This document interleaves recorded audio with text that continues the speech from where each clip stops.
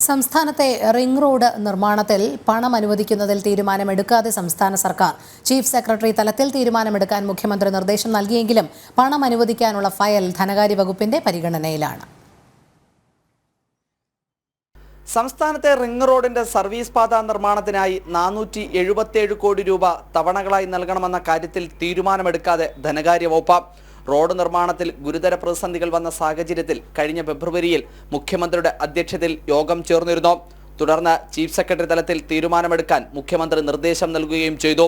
5 വർഷം കൊണ്ട് തവണകളായി 477 കോടി രൂപ നൽകാനുള്ള നിർദ്ദേശമാണ് സംസ്ഥാന സർക്കാർ മുന്നോട്ട് വച്ചത്. നിർദ്ദേശങ്ങൾ ഉൾപ്പെടുത്തി കത്തു നൽകാൻ സംസ്ഥാനത്തിനോട് ദേശീയപാത അതോറിറ്റി അറിയിച്ചിരിക്കുകയാണ്. സർവീസ് റോഡ് നിർമ്മിക്കാനുള്ള പണം കേരളം കണ്ടെത്തിയാൽ മാത്രം റിംഗ് റോഡ് പദ്ധതിയുമായി മുന്നോട്ടു പോയാൽ മതിയെന്ന നിലപാടാണ് കേന്ദ്രത്തിന്. സംസ്ഥാന സർക്കാരിന്റെ തീരുമാനം വരാതിരുന്നാൽ റിംഗ് റോഡിനുള്ള 13 വില്ലേജുകളിലായി സ്ഥലമേറ്റെടുക്കലിനായി ആദ്യഘട്ടത്തിൽ 3A വിജ്ഞാപനം റദ്ദാക്കുകയും ചെയ്യും.